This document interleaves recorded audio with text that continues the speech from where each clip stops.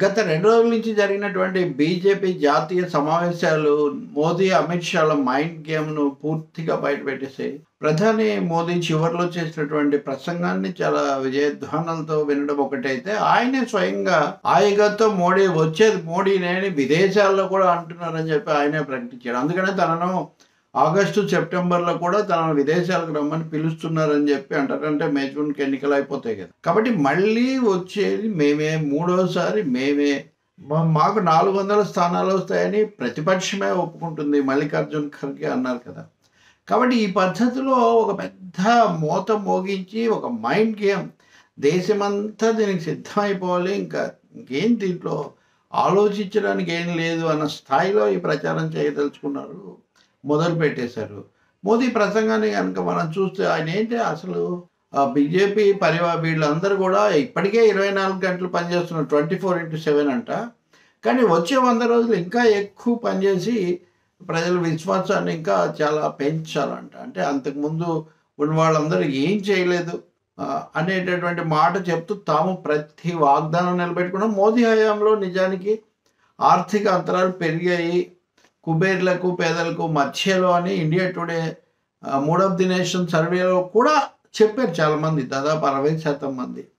అలాగే జీవన పరిస్థితులు చాలా భయం గొల్పుతున్నాయి అని దాదాపు 90% మంది చెప్పారు. ధరల పెరుగుదల, నిరుద్యోగం ఇట్లాంటి వాటి పట్ల భయం. అది మళ్ళీ ఆ సర్వే మనం ఇంకోసారి మాట్లాడదాం. అందుకని ఇవన్నీ సర్వేలో వాళ్ళకు అనుకూలంగా వచ్చిన సర్వేలు కూడా ప్రజలు చెప్తూ ఉంటే, కాదు బ్రహ్మాండంగా ఉందనుకుంటున్నారు, వచ్చేస్తారు అని ఒక అభిప్రాయం ఆయనే ఇక్కడ వ్యాప్తి చేయటం. ఇంకా తర్వాత అవతల వాళ్ళ మీద దాడి చేయటం అది సహజం, అది మనకు బాగా అలవాటైన పనే కదా, చూస్తున్నదే. అమిత్ షా మాట్లాడేది ఇంకా కొంచెం ఆయన ముందుకు పోయి, ఒక ఛాయ్ అమ్ముకునే ఛాయ్ వ్యాపారి కొడుకు కూడా ప్రధానమంత్రి కావడం బీజేపీలోనే సాధ్యమవుతుంది అని ఒక మొదట, అంటే మళ్ళీ బ్యాక్ టు 2013 అనమాట. ఎందుకు ఇప్పుడు ఇంత జరిగిన తర్వాత మోదీని ఇంతగా తమ చేయాల్సిన విజయాలు చెప్పుకోవాలి, కానీ మళ్ళీ ఛాయ్ వాళ్ళ ఎందుకు? ఇప్పుడు ఛాయ్ వాళ్ళ ప్రధాని కాదు కదా ఇప్పుడు మన ముందుంది. 10 ఏళ్ల పాటు ప్రపంచ స్థాయిలో ప్రఖ్యాతి పొందిన మోదీ ఆ విజయాలు చెప్పే బదులు ఇంకా ఆ పాత సెంటిమెంట్లు ఎందుకు తెస్తున్నారు? ఇది చాలా స్పష్టం. అలాగే అన్ని పార్టీల్లో నుంచి కూడా, అంటే ముఖ్యంగా కాంగ్రెస్, ఇతర ప్రాంతీయ పార్టీల నుంచి చాలామంది వచ్చేస్తున్నారు. మంత్రులు, ఎమ్మెల్యేలు, మాజీ మంత్రులు అందరూ వస్తున్నారన్న పద్ధతిలో అదొక ప్రచారం ఇంకొక వైపున సాగుతుంది. ఎన్డీఏలోకి చేర్చుకోవటం ఇంకో వైపున సాగుతుంది. ఇలా ఒక బహుముఖమైనటువంటి ముప్పేట దాడితో ప్రతిపక్షాన్ని, దీనికి తోడు ఈడీ ఇవన్నీ కూడా కలిపి ఇంకా అయిపోయింది, మోదీ ఇంకా వచ్చి కూర్చోవడమే కానీ ఇంకేం లేదు అన్న పద్ధతిలో వాళ్ళు మళ్ళీ ఈ చేయదలుచుకున్నారనేది స్పష్టమవుతుంది. ఇంకోటి కాంగ్రెస్ను ఫోకస్ చేయడం. కాంగ్రెస్ ఎంతసేపు కుటుంబవాది, వాళ్ళకు పదవులు ఇవ్వడం తప్ప వేరే లేదని మొత్తంగా ఒక పెద్ద దాడి చేశారు అమిత్ షా. మీరు చూస్తే స్టాలిన్ ఏమో ఉదయనిధిని కోరుకుంటాడు, చంద్రబాబును అనలేదులే, ఆర్జేడీలో తేజస్విని కోరుకుంటారు, ఇంకొక ఆయన కోరుకుంటాడు. కాబట్టి వాళ్ళందరూ వాళ్ళ కుటుంబాలనే కోరుకుంటారు. మోదీ ఒక్కడే దేశాన్ని కుటుంబంగా చూస్తారు అని. అంటే మోదీ కూడా దీనికి తగినట్టే చెప్పారు.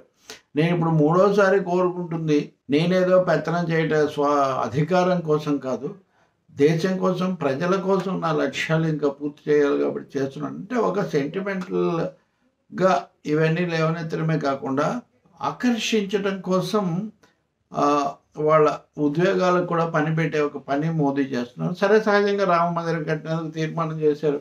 ఆ విధంగా మతపరమైనటువంటి రిలీజియస్ అప్పీల్ చేసే ప్రయత్నం కూడా చేశారు. ఇంకా అవినీతి పరులు మిగతా వాళ్ళంతా మోదీ వచ్చాకే స్కామ్లు అసలు లేకుండా పోయాయి.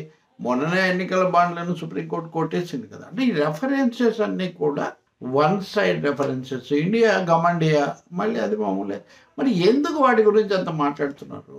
ఎవరి నుంచి ఏమీ సమస్య లేదు, బీజేపీ నల్లేరు మీద బండిలాగా వచ్చేస్తుందని భావిస్తే ఇంత దాడి ఎందుకు, ఇంత పొగుడుకోవడం ఎందుకు, ఇంత తీవ్రమైనది ఎందుకు, 24 గంటల మించి 48 గంటలు పనిచేయమని చెప్పడం ఎందుకు?